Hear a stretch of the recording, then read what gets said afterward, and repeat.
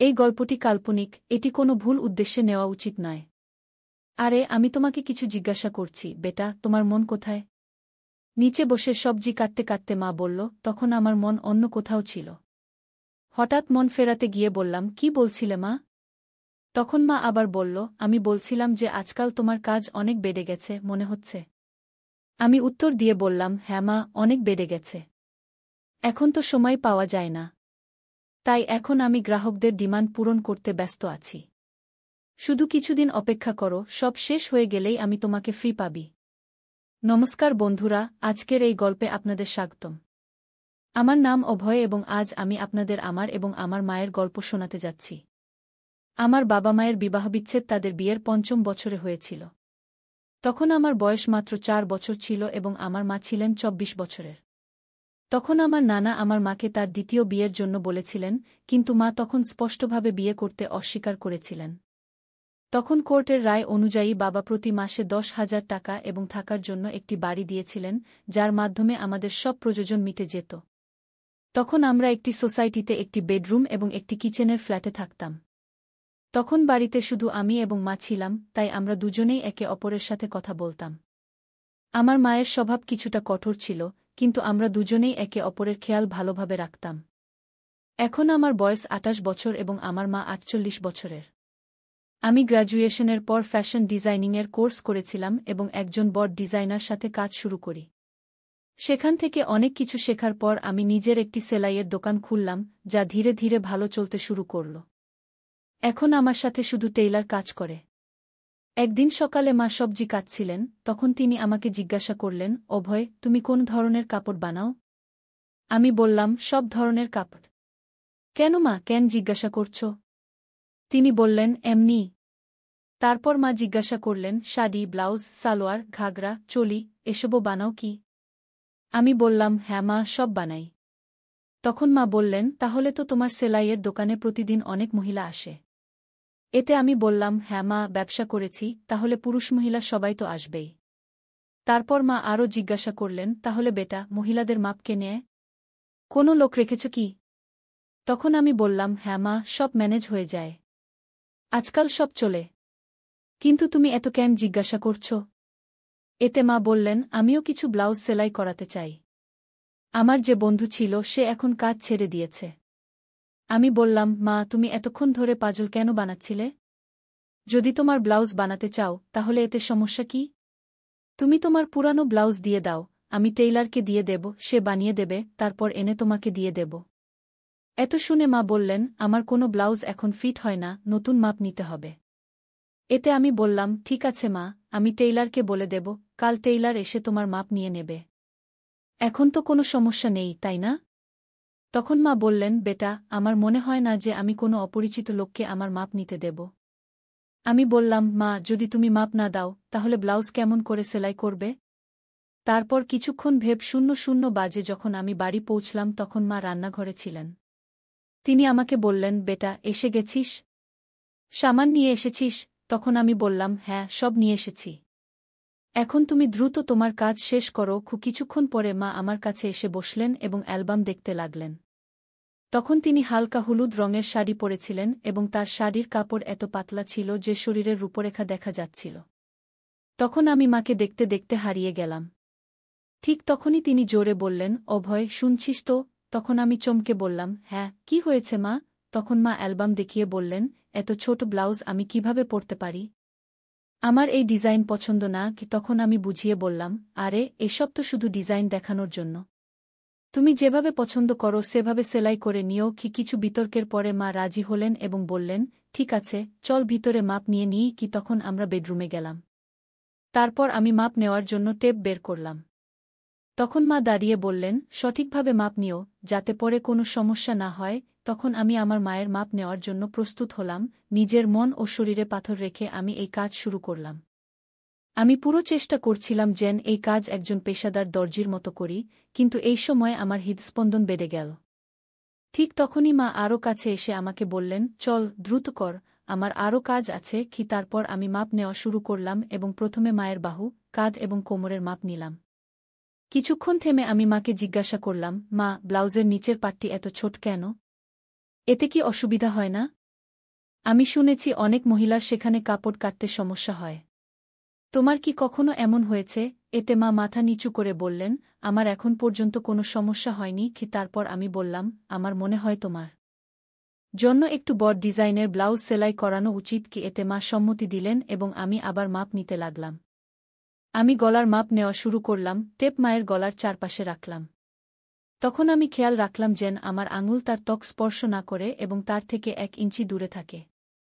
তারপর আমি জিজ্ঞাসা করলাম, গলা এত রাখব নাকি একটু কম বেশি করব? কারণ আমার মায়ের গলা একটু বড় ছিল এবং সেখানে কিছু গভীরতা দেখা যাচ্ছিল। তাই আমি একটু হেসে বললাম, মা, তোমার কি ভালো লাগবে? মা হেসে বললেন, বেটা, তুমি তো এখন এই কাজে দক্ষ হয়ে গেছো। আমি উত্তর দিলাম, মা, তুমি যেমন বলবে আমি তেমনই করব। তারপর মা আবার বললেন, টেপ এত দূরে কেন রেখেছ? এটা সঠিক জায়গায় রাখো, তবেই মাপ সঠিক আসবে। কি? এ কথা বলে মা টেপ নিজের হাতে সঠিক জায়গা লাগিয়ে দিলেন। এই সময় আমার হাত প্রথমবার মায়ের গলা স্পর্শ করল। তখন আমার মনে হলো যেন আমাকে জোরে একটা ঝাঁকুনি দেয়া হয়েছে, কিন্তু আমি নিজেকে নিয়ন্ত্রণে রাখলাম এবং সেই মুহূর্তের পুরো আনন্দ নিলাম। ঠিক তখনই মা বললেন, এই পুরনো ব্লাউজগুলো এখন টাইট হয়ে গেছে। এখন আমি একটু উঁচু এবং গভীর গলার ব্লাউজ সেলাই করানোর ভাবছি। তুমি কি মনে করো ভয়? তুমি তো এত মহিলার কাপড় সেলাই করো, বলো আমার শরীরের জন্য কি এবং কিভাবে ভালো লাগবে? তখন আমি ভাবলাম, যদি আমি এখন আর এক ধাপ এগিয়ে না যাই, তাহলে আমি নিজের মধ্যে সীমাবদ্ধ থেকে যাব। তাই আমি বিভিন্ন কৌশল যখন তাকে দেওয়া হলো, তখন তার মুখে একটি প্রশ্নবোধক ভাব ছিল। তারপর আমি বললাম, মা, সব বলছি, একটু অপেক্ষা করো, আগে একটু পানি খেয়ে আসি। তোমার কি দরকার? তখন সে মাথা নেড়ে না করে দিল। তারপর আমি রান্নাঘরে গিয়ে পানি খেয়ে নিজেকে একটু ঠিক করলাম। তারপর ভাবতে লাগলাম, এখন এই সব করতে গিয়ে আমি পরবর্তী কোনো পদক্ষেপ নেব। তখন আমার মনে 2-3টি বিকল্প এলো। তারপর আমি আবার বেডরুমে ফিরে এলাম। তখন মা তার পল্লু আবার কাঁধে ঠিক করে নিয়েছিলেন। কিন্তু 6 ফুটের বড় আয়নার সামনে তিনি অত্যন্ত সুন্দর দেখাচ্ছিলেন, যাকে আমি আয়নাতেই দেখতে লাগলাম। ঠিক তখনই মা বললেন, কোথায় মন দিয়েছ বেটা? এদিকে দেখো। এখন আমি তোমাকে এই ব্লাউজেই বদলে দেখাচ্ছি, যেমন তুমি আমাকে বলেছিলে যে আমরা গলা 1 ইঞ্চি গভীর করে নিই। তারপর তিনি বললেন, তুমি উপরের হুক খুলে দাও এবং উপরের কিনারাগুলো ভিতরের দিকে মুড়ে দেখো। তখন তিনি ঠিক বুঝতে পারলেন না, তাই তিনি প্রশ্নভরা দৃষ্টিতে আমার দিকে তাকিয়ে বললেন, আমার বুঝতে সমস্যা হচ্ছে, তুমিই করে দাও, আমি তোমার উপরই ছেড়ে দিচ্ছি। তখন তীর সোজা লক্ষ্যে লাগল এবং আমিও এটাই চেয়েছিলাম। তারপর আমি ধীরে ধীরে তার হুক খুললাম এবং কিনারাগুলো উল্টো দিকে ভিতরের দিকে মুড়তে লাগলাম। আমি এটা করছিলাম, আর তিনি নিজেকে আয়নায় দেখছিলেন। তারপর আমি দ্রুত আমার কাজ শেষ করতে লাগলাম। সেই দিন আমিও এক অদ্ভুত শান্তি পাচ্ছিলাম। যখন আমার কাজ শেষ হল, তখন আমি তার এবং ড্রেসিং টেবিলের মাঝখান থেকে সরে একপাশে হয়ে গেলাম এবং তাকে বললাম, দেখো, এখন এটা ঠিক যেমন তুমি চেয়েছিলে, 1 ইঞ্চি গভীর। কেমন লাগছে এখন বলো?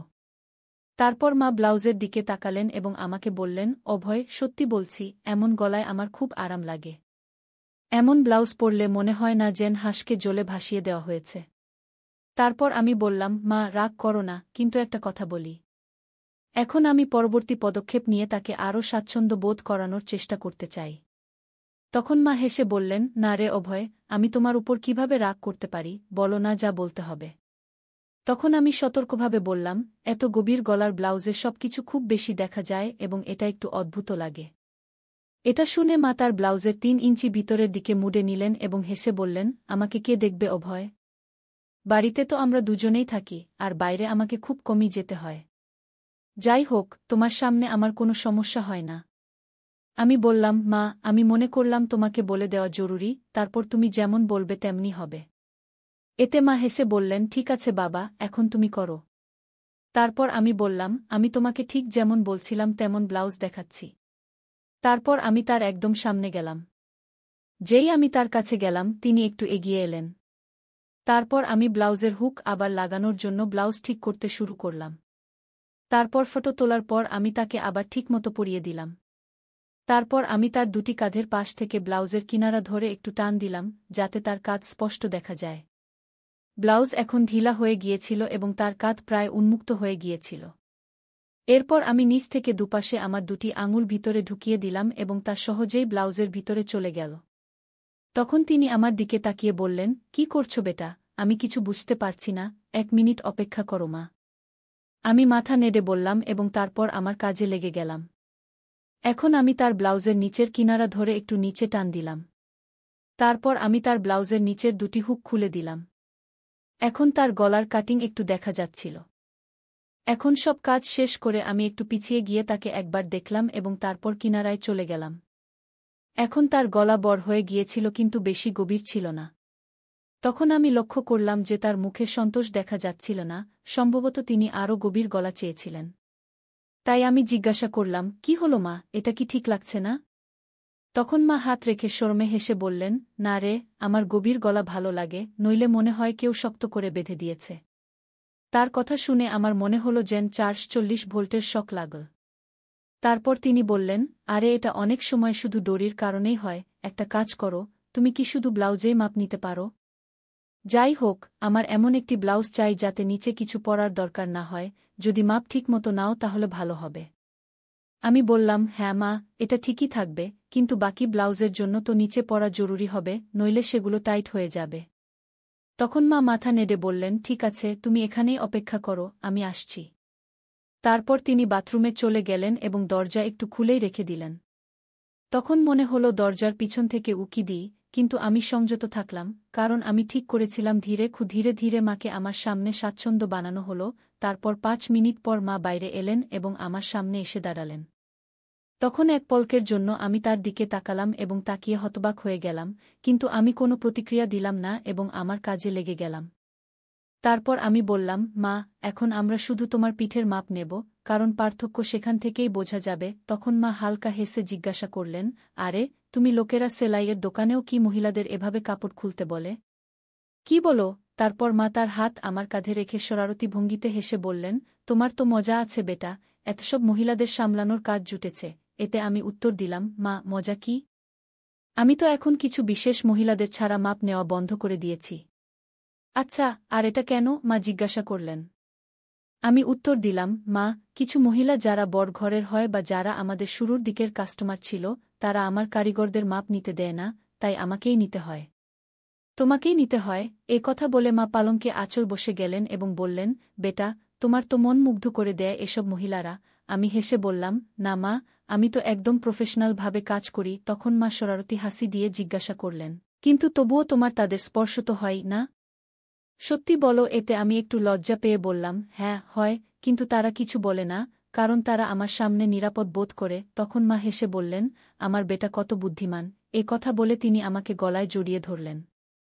এত ঠান্ডা রাতে তার গলায় জড়ানোতে তার গরমাহাট আমার গায়ে লাগতে শুরু করল। তারপর একটু পা টেনে মা জিজ্ঞাসা করলেন, বেটা, তুমি এসব কথা কোথায় শিখলে? আমি বললাম, মা, এসব মহিলাদের কাছ থেকেই। তারা এত আলাদা আলাদা শব্দ বলে যে কি বলবো। তখন মা মজা করে বললেন, আচ্ছা বেটা, তুমি আমাকেও কিছু শেখাও। আমি বললাম, না মা, তুমি হাসবে এবং বলবে, এসব আমার কি করে জানা? মা বললেন, না বেটা, আমি বুঝি তুমি এখন বড় হয়ে গেছ, কিন্তু আমাকেও এটা বুঝতে হবে যে তোমার কি জানা আছে আর কি নেই। তখন আমি হিম্মত জোগাড় করে মায়ের সাথে কিছু কথা শেয়ার করলাম। মা আত্মবিশ্বাসের সাথে বললেন, আরে বাবা, তোমার তো সব জানা আছে। আমি হেসে বললাম, চলো, ছেড়ে দাও এসব। এখন তোমার নতুন ডিজাইনের ব্লাউজ নিয়ে আসি। তারপর আমি উঠে দাঁড়িয়ে জিজ্ঞাসা করলাম, হাত লাগালে চলবে তো? মা নিজেকে শব্দ দেখানোর চেষ্টা করে বললেন, আরে হ্যাঁ বেটা, আমার তোমার উপর পূর্ণ বিশ্বাস আছে। আর কি, তুমি এত তাড়াতাড়ি সব কিছু ফিট করে ফেলেছ? তখন মা একটু জোরে হেসে বললেন, বেটা, দেখো তো, কোথাও কিছু আর লাগানোর আছে কি না। তার এই মজা ক্যাবিনেট থেকে একটি গাউন বের করে দেখাতে বললাম এবং বললাম, দেখো, এটি স্লিভলেস, কিন্তু এর ম্যাটেরিয়াল খুবই আরামদায়ক। এটি পরে দেখো, যদি ভালো লাগে তাহলে এই ডিজাইনে আরও কিছু বানিয়ে দেব। মা একটু দ্বিধা করলেন, কিন্তু তারপর বললেন, ঠিক আছে, এটি পরে দেখি। তিনি গাউন নিয়ে বাথরুমে চলে গেলেন। তখন আমি একটু নার্ভাস ছিলাম, কিন্তু নিজেকে শান্ত রাখার চেষ্টা করছিলাম। কিছুক্ষণ পর মা বাইরে এলেন, গাউনে তিনি খুব সুন্দর দেখাচ্ছিলেন। এসে তিনি জিজ্ঞাসা করলেন, কেমন লাগছে বেটা?